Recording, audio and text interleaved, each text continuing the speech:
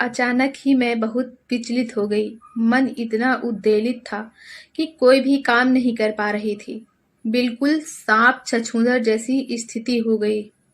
ना उगलते बनता ना निगलते। मेरा अतीत यहाँ भी मेरे सामने आ खड़ा हुआ था।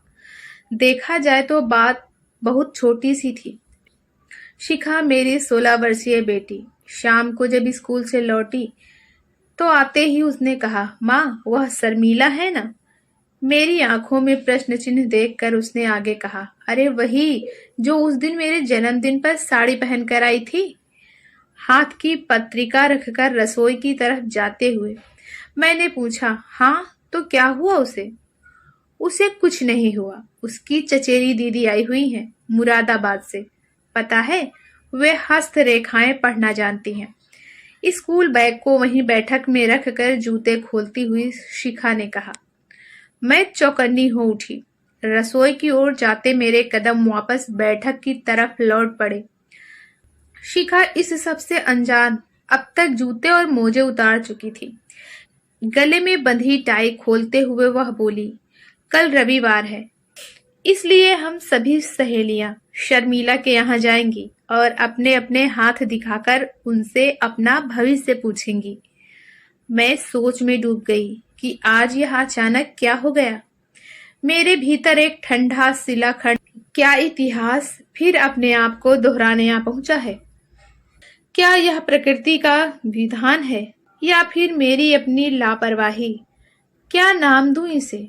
क्या समझूं और क्या समझाऊं इस शिखा को? क्या यह एक साधारण सी घटना ही है, रोजमर्रा की दूसरी कई बातों की तरह? लेकिन नहीं, मैं इसे इतने हल्के रूप में नहीं ले सकती। शाम को खाना बनाते समय भी मन इसी उहापोह में डूबा रहा। सब्जी में मसाला डालना भूल गई और दाल में नमक।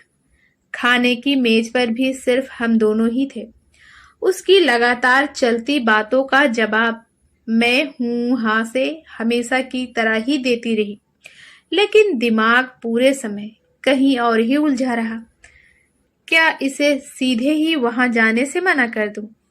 लेकिन फिर ख्याल आया कि उम्र के इस नाजुक दौर पर यूं अपने आदेश को थोपना सही होगा।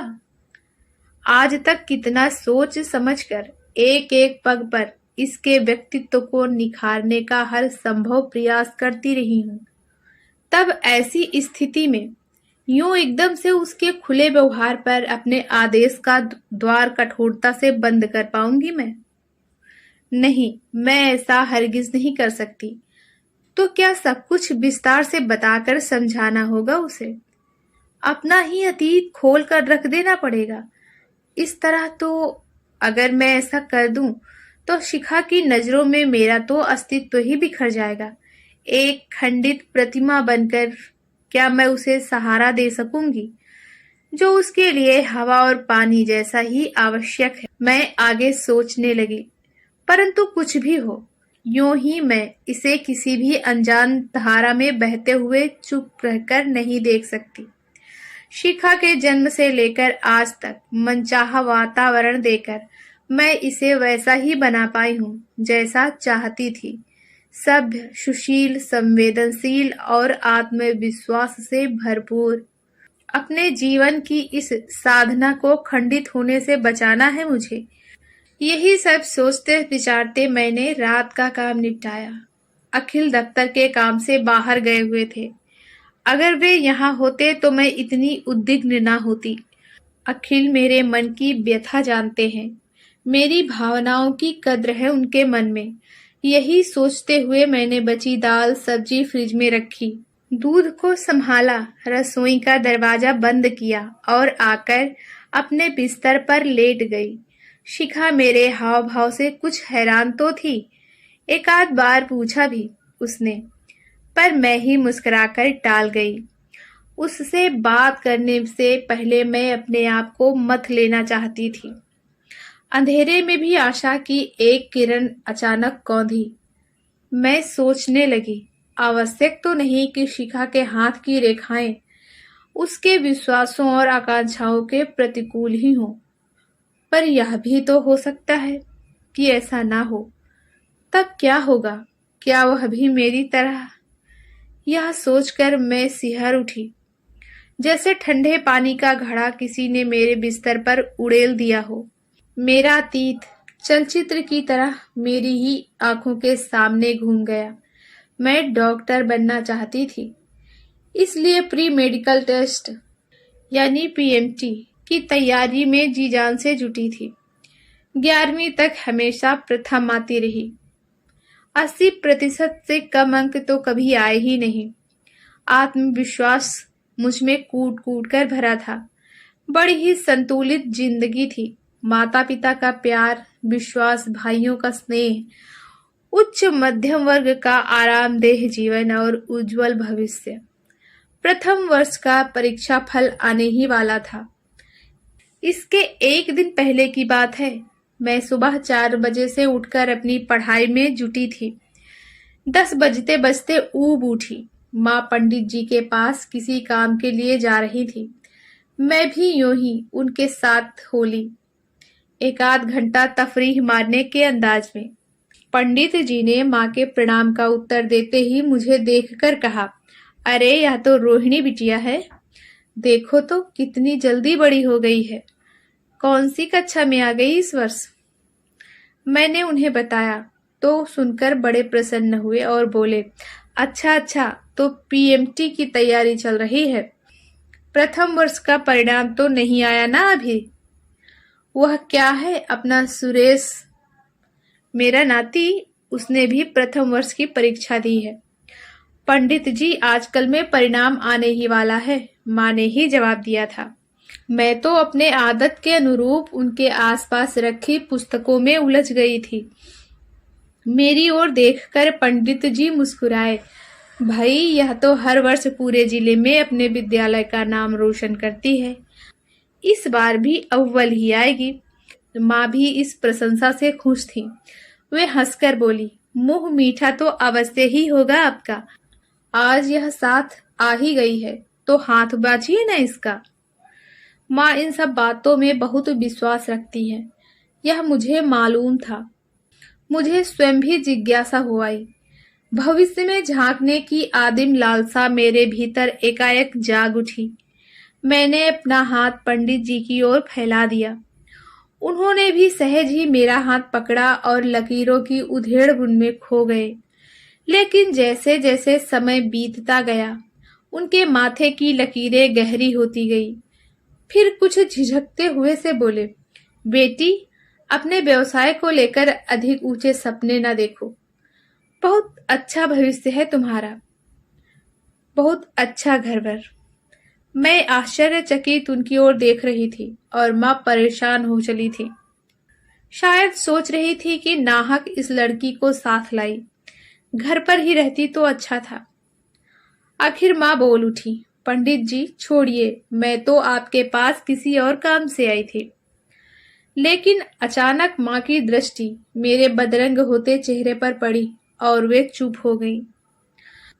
कुछ पलों की उस खामोशी में मेरे भीतर क्या क्या नहीं हुआ। पहले तो अपमान की ज्वाला से जैसे मेरा सर्वांग जल उठा। मुझे लगा मेरे चेहरे से भाप निकलकर आसपास का सब कुछ जला डालेगी। अपने भीतर की इस आग से मैं स्वयं भयभीत थी कि अगले ही पल मेरा शरीर हिमशिला सा ठंडा हो गया। मैं पसीने से भीग गई। मुझे कुछ समझ नहीं आ रहा था कि मैं कहाँ हूँ और मेरे चारों ओर क्या हो रहा है। सन्नाटे के बीच माँ की आवाज बहुत दूर से आती प्रतीत हुई, चल रोहिणी, तेरी तबीयत ठीक नहीं लगती, घर चले।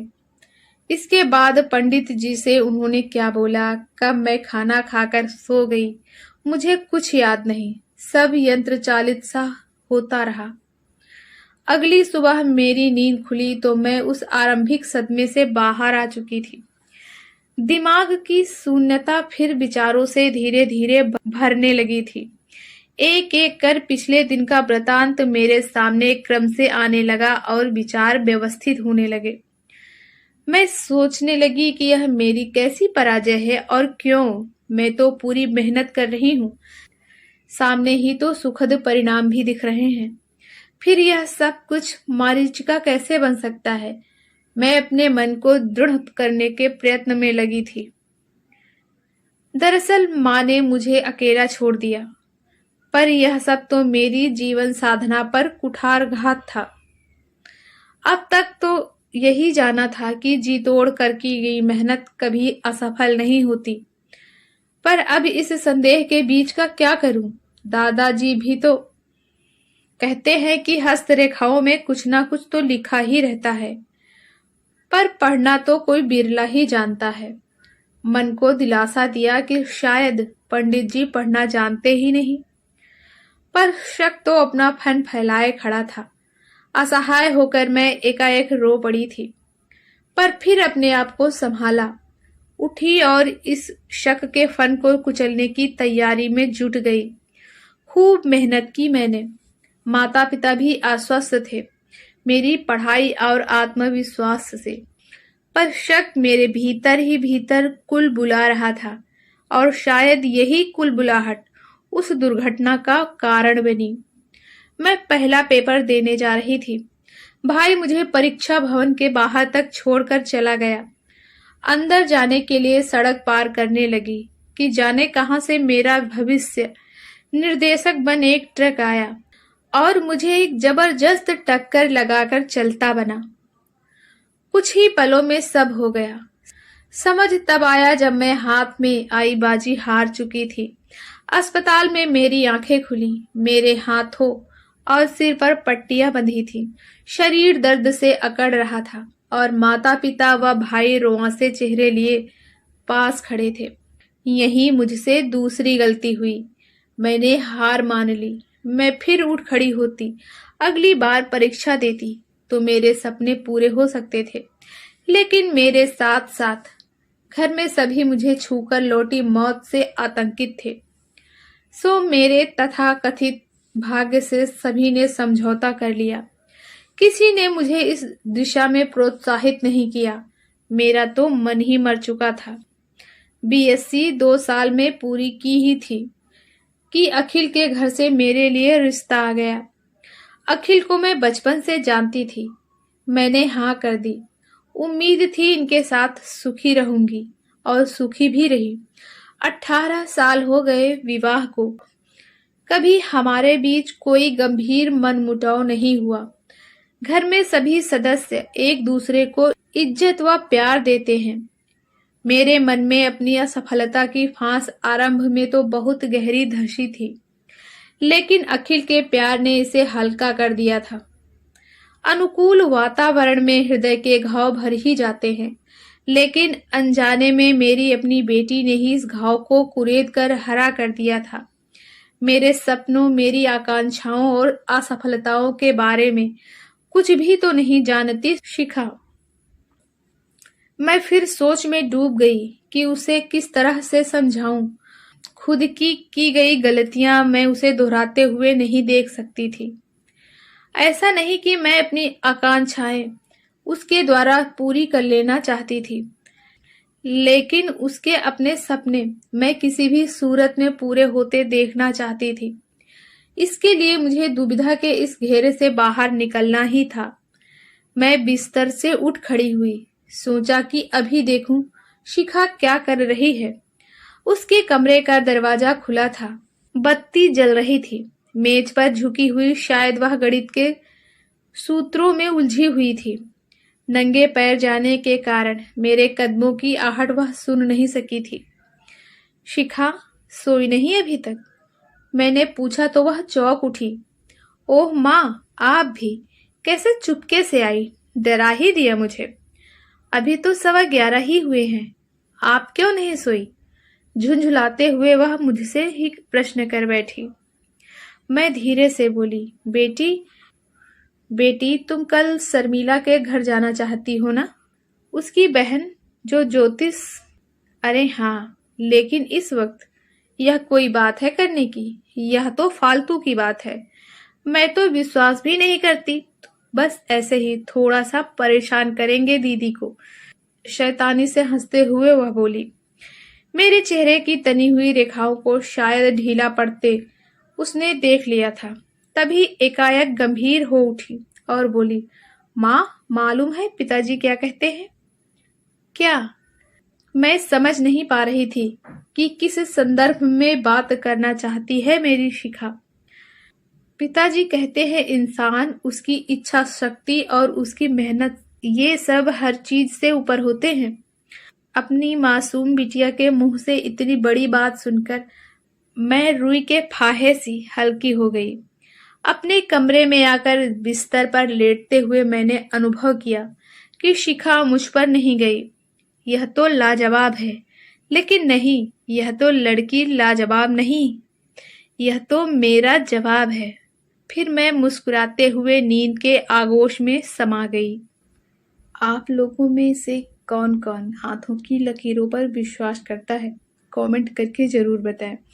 और अगर आप चैनल पर पहली बार आए हैं तो प्लीज़ सब्सक्राइब करना ना भूलें। आज के लिए बस इतना ही। जल्द ही मिलते हैं किसी नई कहानी।